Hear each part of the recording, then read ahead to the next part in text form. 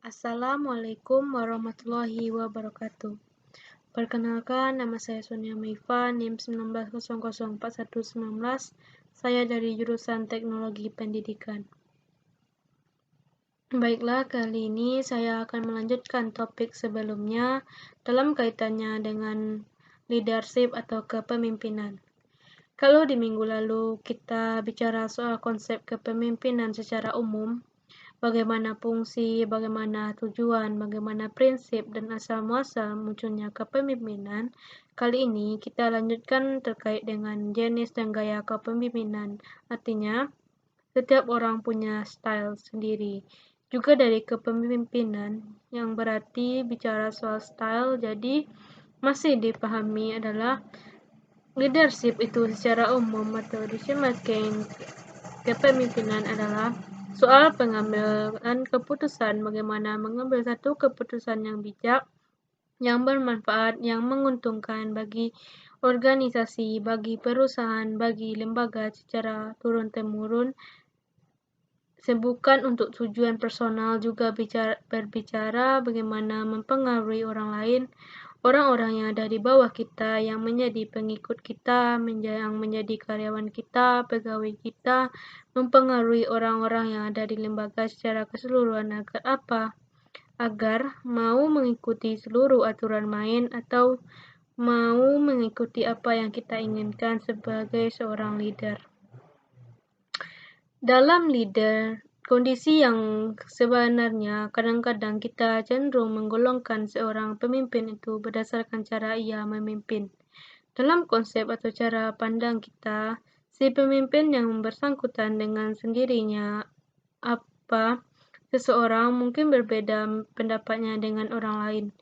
Pendapat Anda dengan pendapat Anda yang satu dengan yang lain mengenai seorang pemimpin, mengenai gaya, mengenai style of leadership yang diperankannya itu ternyata merupakan satu ringkasan dari bagaimana sebenarnya seseorang. Kalau tidak bicara soal styling, bagaimana seseorang atau seorang leader atau seorang pemimpin melaksanakan fungsi-fungsi kepemimpinannya dan bagaimana pada akhirnya dia melihat atau mereka melihat bagaimana setiap orang akhirnya melihat kita, dia yang bersangkutan yang kita nilai sebagai seorang leader lagi berusaha memimpin atau bagaimana mereka melaksanakan kepemimpinan secara umum, tapi persoalannya adalah bukan itu melekat pada diri seseorang. Kalau apakah memang seseorang yang sangat demokratis akan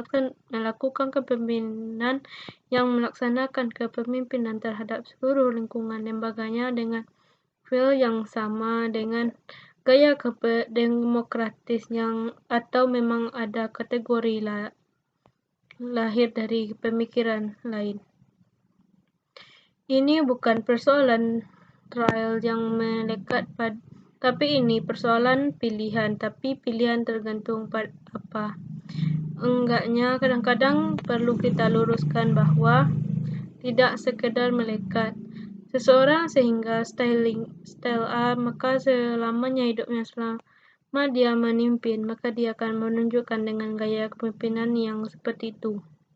Apakah ini merugikan atau justru sebaliknya menguntungkan? Tapi yang jelas secara logika berpikir, menghadapi kalau seorang leader bertentu dengan karyawan, dengan orang-orang yang secara umum adalah orang-orang yang sulit untuk bekerja sama dalam tim, mesti diperintahkan apakah berbeda dengan seorang dengan apa gaya style demokratis tadi untuk menghandle-nya.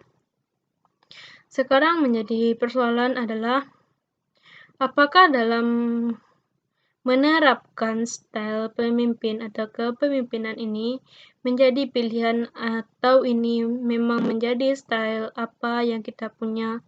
Seperti contohnya, saya sebenarnya termasuk tetangga sangat otoriter, tapi di bagian lain sangat demokratis. Ini berada di tengah itu, ada saatnya sangat otoriter, tapi secara umum demokratis. Yang analisis pikirannya saya adalah bahwa menghadapi satu kelompok ketika berhadapan dengan orang-orang, ternyata feel itu tidak bisa digunakan dengan apa yang melekat di diri kita, sangat otoritik misalnya dibagi satu sisi, tetapi ketika bertemu dengan orang-orang yang misalnya dengan mahasiswa di kelas 1, kelas dalam prediksi saya dengan analisis saya dalam beberapa pertemuan, secara garis besar mereka adalah mahasiswa yang sangat terampil, yang sangat rajin, sangat ingin tahu dengan tanggung jawab, dengan bekerja keras, mau bertanya, bekerja, dan bekerja individu sangat luar biasa. Potensial apakah memungkinkan pada saat menghadapi orang-orang yang di luar sana biasa ini sangat tetap menggunakan otoritik atau otoriter. Karena itu saya gunakan adalah demokratis. Karena itu harus digunakan. Kadang-kadang cukup dengan duduk saja memperhatikan sebagai media yang tidak perlu terlalu berlebihan, cukup handle jadi teman untuk berbincang atau untuk meluruskan sesuatu. Pada saat itu sebenarnya barangkali demokratis merupakan pilihan terbaik, tapi ketika ketemu dengan kelas satu lagi, diberikan ini sulit, dikasih tugas ini susah, harus diperhentahkan berkali-kali, diingatkan berkali-kali. Dalam analisis saya sekarang agak besar, ada kelas memang agak sulit dalam tingkah laku, perlu energi lebih, maka pada saat itu ternyata demokratis tidak tepat. Otoritik memang sangat luar biasa untuk dilaksanakan. Hal yang harus dipikirkan ternyata yang namanya itu leadership atau gaya kepemimpinan itu dalam penerapannya bukan melaksanakan apa yang sudah kita tetapkan, tapi memilah, menemukan, menganalisis, menyesuaikan style itu dengan siapa orang dari mereka atau akan kita pilih yang diambil. Tapi kalau ternyata mereka dengan konteks, maka harusnya feel yang kita pilih dengan style yang melekat di kita, yang mengindikasikan adanya ketersesuaian sinkronik yang tepat. Keberhasilan dalam gaya ini akan muncul persoalan baik buruknya. Gaya itu apapun bentuknya, tidak ada yang jelek, tidak ada yang bagus, semuanya sama-sama punya nilai. Siapa yang mengangkat demokratis itu luar biasa, bilang contohnya Indonesia, dari guru kita berkeluarga harusnya demokratis. Lihat apa yang terjadi hari ini, kita lihat sisi positifnya dan lidah kepemimpinan Presiden masa Orde Baru sangat cantik, tapi apa terjadi otoriter, tapi kedamaian yang luar biasa tidak mampu melebihi dari presiden-presiden kita yang sekarang. Kenapa? Karena dihadapkan pada orang-orang dengan karakter bangsa Indonesia, maaf dalam tanda kutip, belum bisa sangat merdeka ketika diberikan kesempatan demokratis. Orang kita terlalu cerdas barangkali atau terlalu cantik sehingga keinginan untuk akunya itu lebih tinggi. Malas lebih banyak, pintar ngomongnya, tapi bukti ketika dihadapkan pada kinerja, kita bisa mengasumsikan diri kita sendiri. Di Indonesia banyak sekali orang pintar, tapi orang baik yang mau berbuat atas kepintarannya ini yang perlu kita pikir mampu, yang bisa makan jati dengan karakter ini adalah leader dengan style fotografi. Itu analisis saya dari sisi pemilihan leadership. Kenapa orang-orang atau pemimpin-pemimpin dengan feel atau praktek untuk Indonesia kan bilang itu berhasil. Kenapa? Orang-orang atau pemimpin dengan demokratis yang tidak elu-elukan sebagai hal yang luar biasa, positif, yang bagus, tapi ternyata buat potret Indonesia tidak berhasil. Silakan analisis kondisi. Jadi sebenarnya untuk kepemimpinan Maaf, dalam tanda kutip, presiden kita hari ini sebenarnya tidak demokratis, paling tidak jelas. Demokratis secara umum terlihat di luar, tapi sebenarnya untuk aktif. Tapi tidak kita bahas dari sisi politiknya, kita lihat dari sisi sikapnya. Kita tidak membahas dari sisi individu dan kelompok atau kepemimpinan politik. Style gaya kepemimpinan pada prinsipnya sebenarnya adalah cakupan mana seseorang bertindak, bagaimana seseorang pemimpin melakukan kepemimpinannya dalam konteks organisasi atau lembaga. Maka cara termudah membuat berbagai jenis gaya ialah dengan menggambarkan seperti apa jenis lembaga, seperti apa jenis organisasi atau situasi yang dihasilkan atau cocok bagi seluruh gaya atau style yang diterapkan oleh pemimpinnya. Ada satu pertanyaan yang barangkali akan muncul di pikiran ketika kita bicara soal style bicara soal gaya yang diterapkan oleh seorang leader dalam pemimpin selama tugas. Sebagai seorang pemimpin adalah sebagai alat ukur membuat kita sebagai orang yang menilai orang melihat apakah sebagai karyawan atau sebagai seorang yang ada di lingkungan itu untuk mengukur gaya kepemimpinan seseorang. Apakah indikator tertentu yang tidak bisa memanfaatkan yang kita biasa gunakan seperti apa gaya kepemimpinan mereka. Saya ketemu dengan satu statement yang dijelaskan menurut Gibson, itu ada 5 alat ukur atau indikator yang kita bisa memanfaatkan untuk mengukur gaya kepemimpinan seseorang.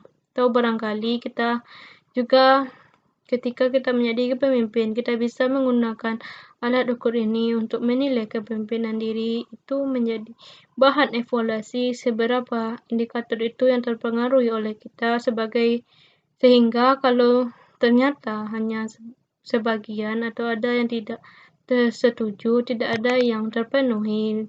5 indikator itu adalah yang pertama, kata Gibson adalah karisma. Karisma itu dari seseorang atau dari seorang adanya karisma dari seorang pemimpin ini akan sangat mempengaruhi orang yang bersangkutan, mempengaruhi bawahan, membuat seluruh karyawan untuk berbuat dan berperilaku sesuai dengan keinginan pemimpin sehingga seperti apa yang kita mau sebagai seorang pemimpin.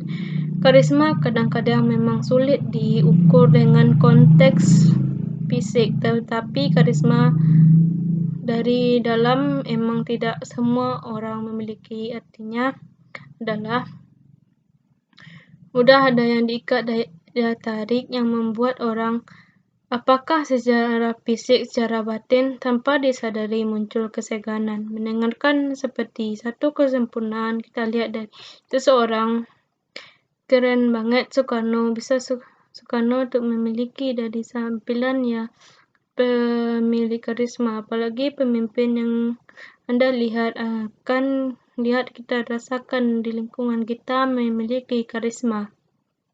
Karisma kadang-kadang tidak hanya seorang yang kita pimpin, bahkan dalam konteks secara umum tidak hanya orang yang mengikuti kita, tetapi lawan ada kadang mau mendengarkan, mau mengikuti apa yang kita sampaikan. Yang kedua, indikasi atau indikator mengukur gaya kepemimpinan seseorang atau gaya kepemimpinan yang tidak punya. Menurut Gibson adalah melalui pengaruh ideal atau pengaruh influencer. Seorang pemimpin yang baik harusnya sewajarnya mampu mempengaruhi atau memberikan pengaruh positif bagi keseluruhan bawahan. Memangnya juga ideal influencer. Ideal berarti pengaruh yang sangat baik karena kita adalah model bagi orang-orang yang kita pimpin.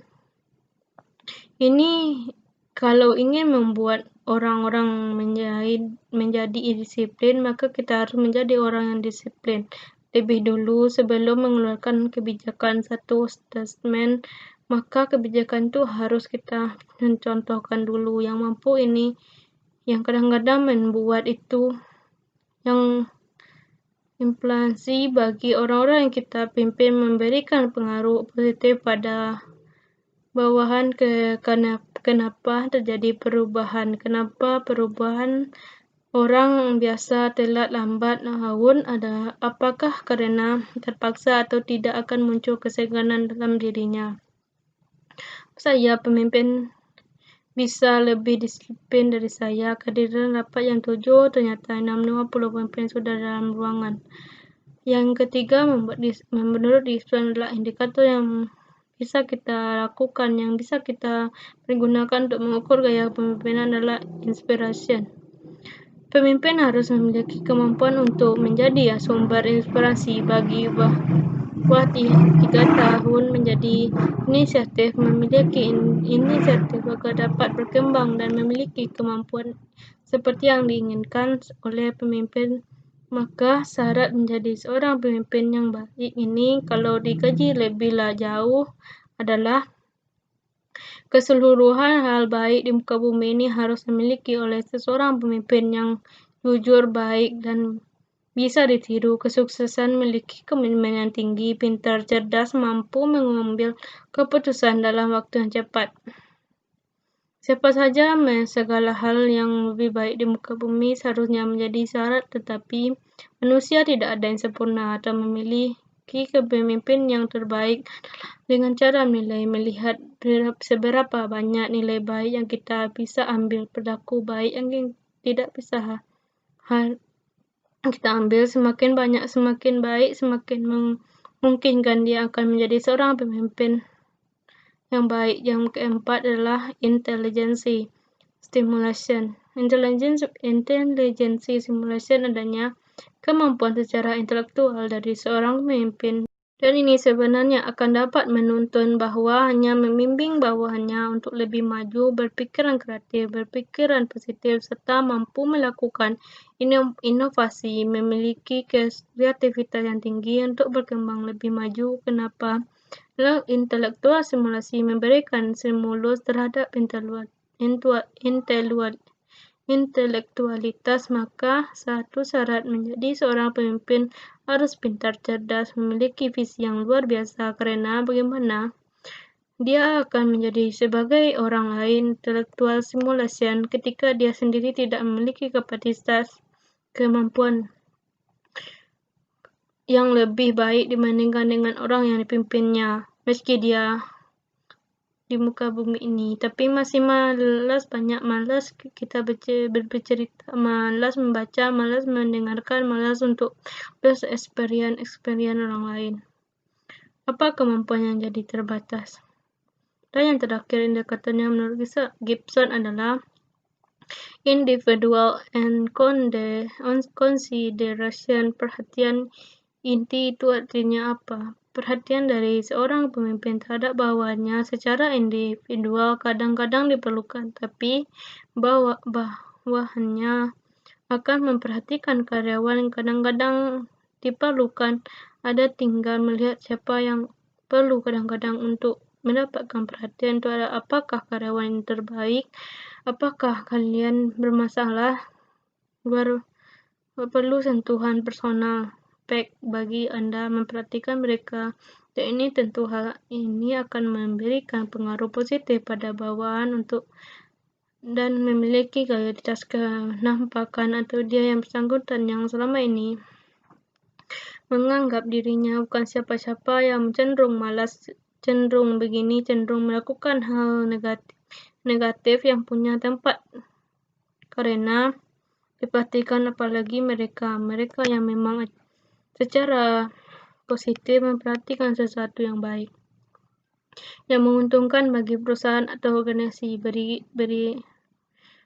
Berikan reward meskipun tidak dalam bentuk material. Ini yang disebut sebagai individual consideration. Baik, sekarang coba kita lihat gaya atau style of leadership, jenis-jenis dari gaya kepemimpinan yang sering kali digunakan, atau memang gaya itu memang lekat atau style dekat pada orang-orang yang tertentu, karena di setiap kita memang ada style yang tanpa kita sadari itu seperti sudah menjadi jiwanya kita, tetapi yang akan menjadi kembali ketika menjadi leader, bahwa apa yang melekat di kita bukan berarti kita melakukan semua itu. Kadang-kadang bahkan memang seharusnya memimpin itu menentukan style itu sangat bergantung siapa orang atau bagaimana melakukan pemimpin. Jadi style yang digunakan harus sangat sesuai dengan siapa yang kita berhadapan. Jadi kadang-kadang ini menjadi pilihan, bukan menjadi satu keharusan, karena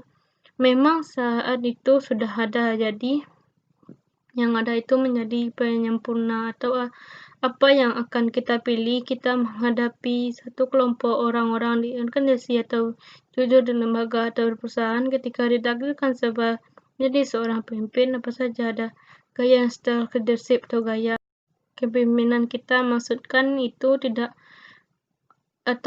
dicoba bahasa umum saja. Yang pertama, gaya itu disebut sebagai gaya atau tipe kepemimpinan karismatik. Dalam kepemimpinan karismatik ini ada satu energi yang sangat besar dari daya tarik. Ada wibawa seperti yang kita bahas di bagian daya tarik, wibawa yang luar biasa tanpa disadari, bahkan tidak disadari oleh ahli dari yang kita maksudkan, termasuk kita yang kadang-kadang tidak menyadari, tapi seakan-akan hal itu membuat kita menjadi orang-orang yang gampang mempengaruhi, mau mengikuti tanda sekali dia gerakan akan pikiran kita sempurna. Ketika melihat penampilan kayaknya mbak-mbak menyenangkan, luar biasa menyenangkan tersebut sebagai karismatik, tidak banyak apalagi tanpa disadari, coba pengikutnya menjadi sangat luar biasa. Ibarat sebuah kapal, pemimpin adalah nakodanya. Begitu pula dalam organisasi dan perusahaan. Sosok pemimpin merupakan fondasi utama menurut ilmuwan Paul Hensey dan penulis terkenal Kenneth Blanchard dari Amerika. Pemimpin adalah proses mempengaruhi kegiatan individu atau kelompok dalam usaha untuk mencapai tujuan dalam situasi tertentu. Secara umum, pemimpin merupakan penentu arah organisasi atau perusahaan menuju puncak kesuksesan. Di sisi lain, setiap pemimpin memiliki gaya kepemimpinan yang berbeda satu sama lain. Masing-masing gaya kepemimpinan itu akan menjadi tolak ukur keberhasilan seseorang pemimpin. Gaya pemimpin dalam organisasi dan perusahaan. Satu adalah gaya pemimpinan otoriter atau autokratis. Gaya kepemimpinan autokratis atau otoriter memusatkan kekuasaan penuh pada pemimpin.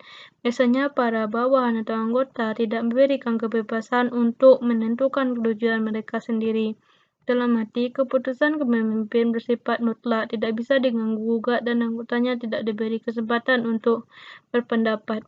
Pemimpin sangat dominan dalam setiap pengambilan keputusan, kebijakan, peraturan, dan prosedur apapun di perusahaan atau organisasi.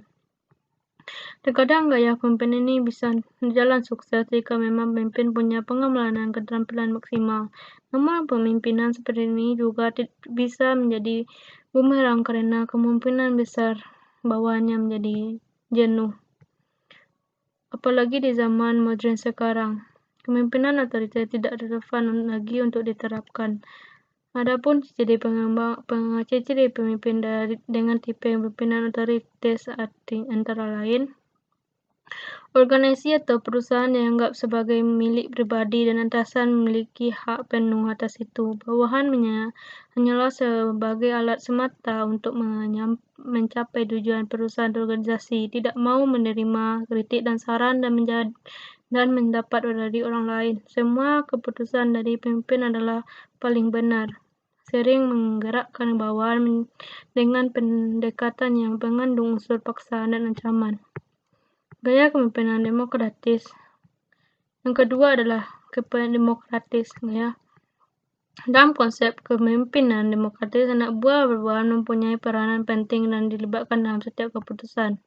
Setiap bawahan diberikan tugas dan atasan sesuai dengan kemampuan atau keahlian masing-masing. Kreativitas, kejujuran, usaha, dan tanggung jawab sangat terlihat jelas lewat gaya kepemimpinan satu ini. Komunikasi yang terjalin dari gaya kepemimpinan ini bersifat dua arah, jadi mana setiap bawahan dapat menyampaikan masukan jika diperlukan.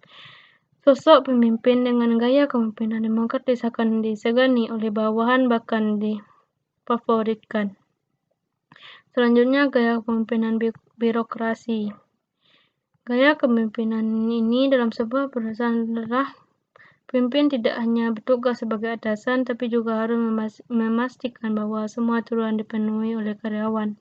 Kepemimpinan birokrasi ini cukup efektif untuk memantau hasil kerja rutin dari para karyawan. Jadi sekiranya ada karyawan yang malas-malasan tidak menunjukkan kinerja baik, atasan bisa segera mengambil sikap. Gaya selanjutnya adalah gaya kepemimpinan karismatik.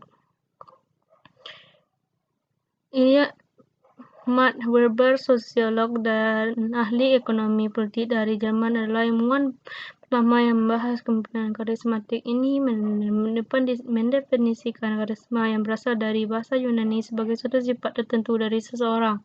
Karisma dipandang sebagai kemampuan atau kualitas istimewa manusia yang tidak dimiliki oleh orang lain atau orang dewasa.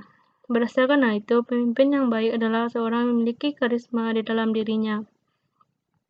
Seorang pemimpin karismatik memiliki rasa kepercayaan diri yang kuat sehingga mampu mempengaruhi anak bawahnya dengan pembawaan seperti itu. Pemimpin karismatik akan membuat orang-orang kagum, yakin, dan benar-benar percaya. Selanjutnya, gaya kepemimpinan institusional.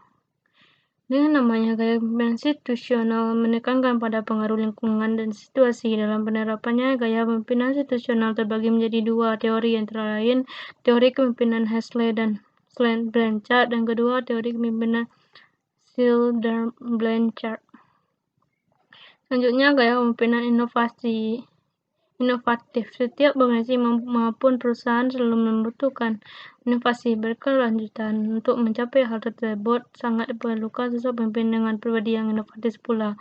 Pastinya itu nanti akan berpengaruh pada bagian cara ia memimpin organisasi atau perusahaan. Inilah dikenal dengan gaya kepemimpinan inovatif dan innovative leadership style. Gaya kepemimpinan inovatif lebih mempengaruhi pada perusahaan yang lebih memproduksi produk, layanan, dan jasa. Tipe pemimpin seperti ini akan mengarah setiap karyawan memiliki ide-ide yang demi kemajuan perusahaan. Di sisi lain, ia akan menerapkan prinsip trial and error dan berani mengambil risiko apapun dalam setiap keputusan. Yang selanjutnya, gaya kepemimpinan partisipatif. Partisipatif merupakan gaya kepemimpinan yang mengarah pada kepercayaan dan loyalitas dari bawahan kepemimpinan. Dalam hal ini, baik pemimpin maupun bawahan akan terlibat bersama menentukan kebijakan dan aturan lainnya. Selanjutnya, gaya kepemimpinan transformasional. Secara sederhana, kepemimpinan transformasional diartikan sebagai proses mengubah dan mentransformasikan individu menuju perubahan. Di dalamnya, pemimpin terlibat untuk memenuhi kebutuhan para karyawan agar kualitas mereka semakin meningkat. Selanjutnya, gaya kepemimpinan transaksional. Gaya kepemimpinan transaksional mengutamakan berbagai kesepakatan antara pemimpin dan anggotanya. Untuk kesempatan tersebut berupa reward, hadiah atau penghargaan, dan punishment, hukuman dan sanksi. Kesepakatan ini akan memancing semangat para kawan bekerja sebaik-baiknya untuk memperoleh penghargaan. Selanjutnya, gaya pemimpinan delegatif atau laissez-faire. Hampir mirip dengan gaya pemimpinan demokratis di masa sekarang, atasan memberi kepercayaan pada tim yang dipimpin. Di sini terlihat bagaimana cara pemimpin meningkatkan kerjasama antara dirinya dan anggota tim dalam menyelesaikan tugas. Sembari bekerja sama, pemimpin TDP ini bisa bergabung mengawasi jalannya sistem agar tidak kebablasan. Baiklah, hanya itu tipe-tipe dan gaya pemimpinan. Umumnya, cara memimpin seperti ini ditemukan pada perusahaan atau startup yang masih berkembang. Tipe-tipe pemimpin itu tidak bisa disamakan dan tidak bisa dipaksakan. Harus melihat situasi dan kondisi seperti apa yang kita pimpin. Baiklah, hanya itu yang dapat saya jelaskan. Kalau ada kesalahan, saya mohon maaf. Saya akhiri dengan wabillahi taufik wal hidayah. Assalamualaikum warahmatullahi wabarakatuh.